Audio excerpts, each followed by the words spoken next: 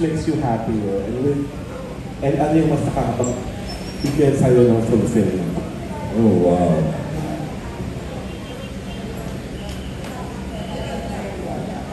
Wow, that's a very nice question. Choosing between two different fields, two different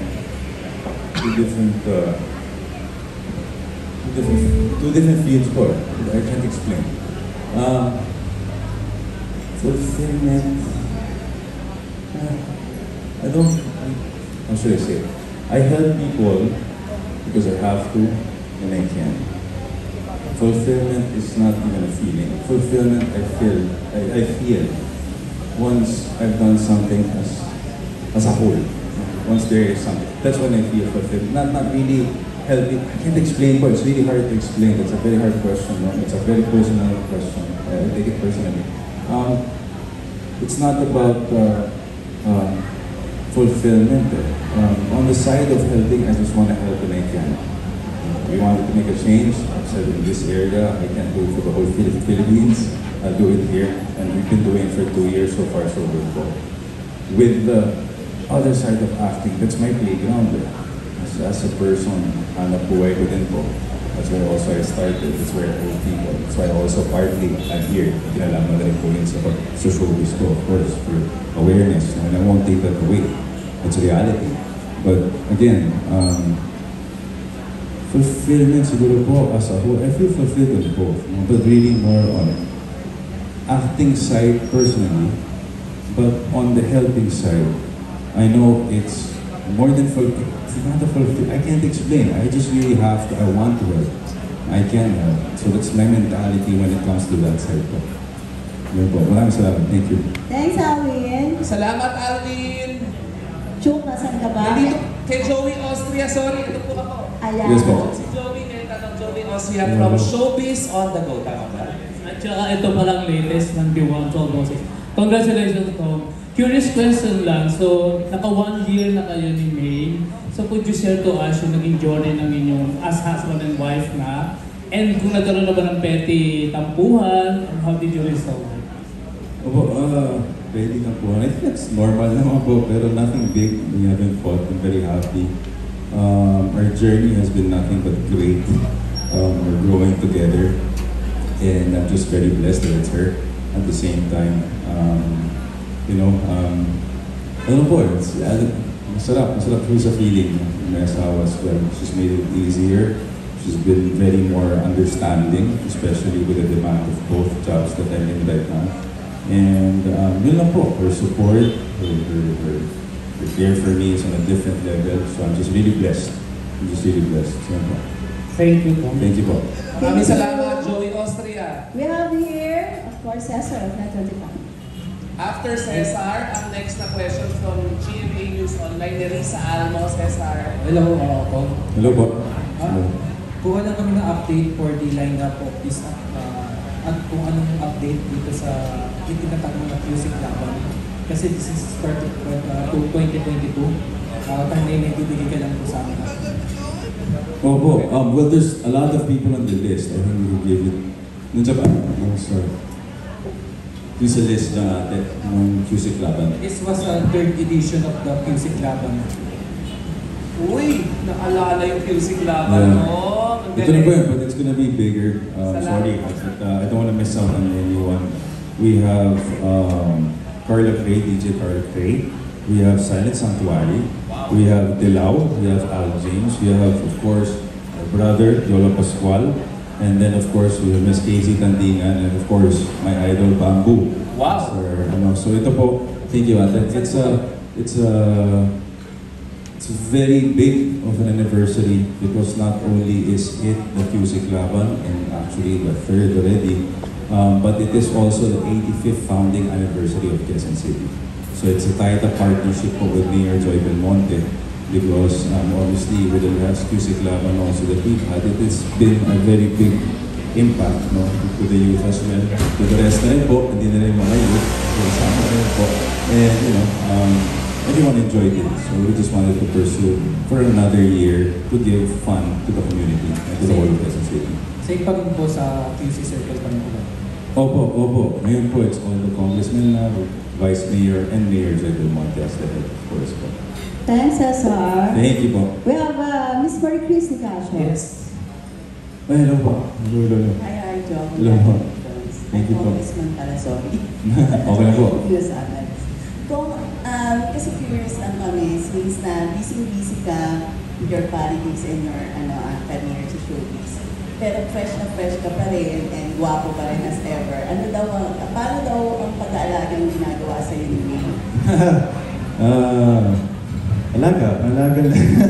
Alaga po. And how do I keep myself healthy? At least po, I think I try to eat healthy as much as I can. Dahil nga po, there are times na obviously pag umiikot sa campaign and all this stuff, hindi tayo na food na masyadong healthy. So, on my own po, I just try to eat healthy. This workout once a week. And, po. So, nag-video siya sa'yo for you? Yes po, of course. Pero sometimes, kasi obviously busy din po. So, pagkagabi, pagod na rin kami. So, normally, of course, we have food ready. Last na lang daw yung favorite na niluluto for you? Pasta po, pasta. Yes. Thank you po. Thank you po. Okay, ang susunod pong magtatanong ay si Archie Liao. Excuse me.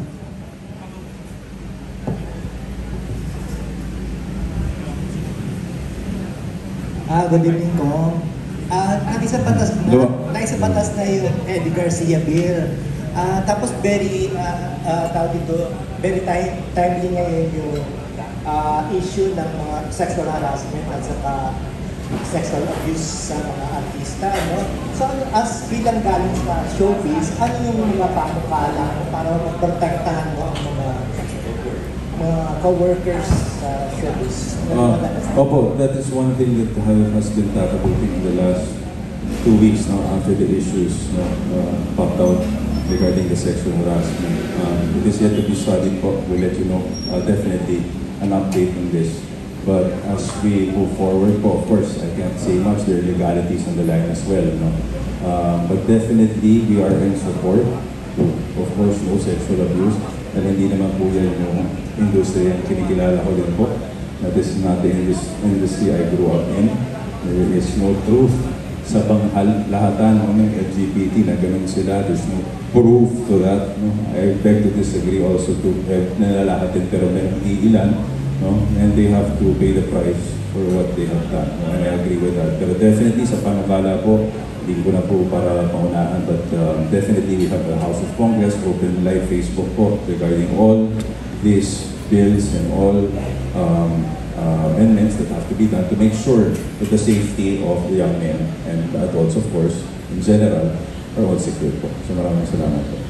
Thank you. Maraming salamat, Archie. Kapatid, yes po. may question ng Yes po. GMA7 News Online. Going there na po.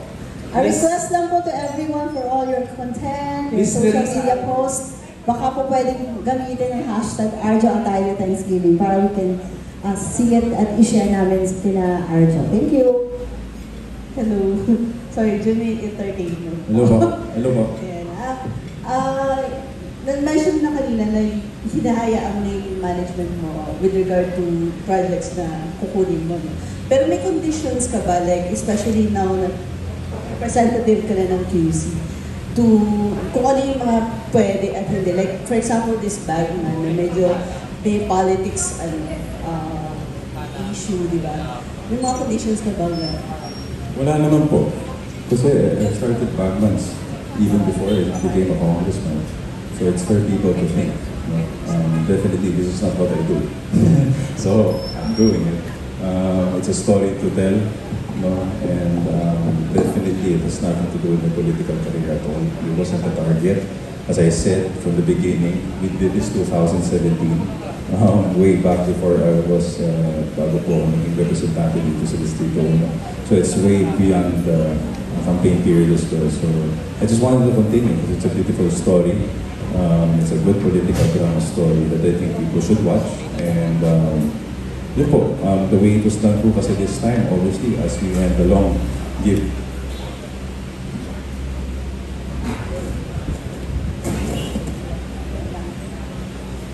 Hello? Ayan po. Given that there are more productions included, the budget's higher, everything's bigger. Of course, the opportunity of working with Ate Juday is fantastic. With John Arcilla, who I've worked with again, so I'm very happy to be working with him. And of course, the rest of the cast, Dito Pete, a lot to mention po. So, yeah, very blessed for this opportunity again to come back. And, ito po.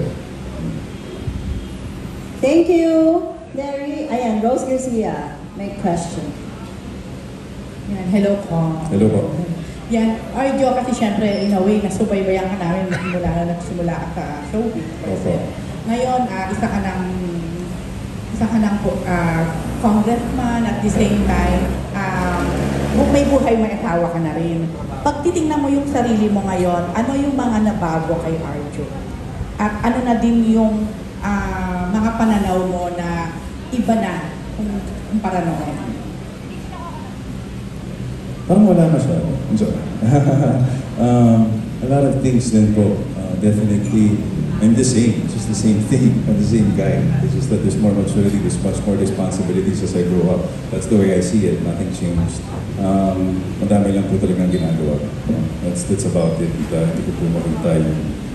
But definitely yung pananaw, that's all because of the wisdom of the people around me, the people that I've been working with. Mula po nung Provinciano days pa kay Dito Eddie Garcia, ang dami na natatanggap na words of wisdom. And definitely, as I grew up, I just really learned more on how to, more than pananaw, madami ko pong pwedeng sabihin, but more than that, it's more of how I handle myself, how I handle situations, how I accept everything in a different way, not a different perspective, but more of a different way of handling things and getting to where I want to, and how I want to help people, or either how to help people or how I actually work in my showbiz career as well. Connected pa rin, pero bilang may asawa, binabago din ba sa'yo? Of course po, of course. A lot. I don't, hindi ko ma-explain, it sounds cheesy, but I don't feel the responsibility. I just really feel like I have a best friend with me, a wife, but I'm just really enjoying the journey with her. So hindi ko po ma-explain further how much else, but I really love her. And sa kanya po, of course, the way I handle things, or priorities na lang po. Yun na lang po siguro nag-change ng priorities. But us itself, we're just growing together. That thing I'm very blessed to have. Okay, thank you, Arjo.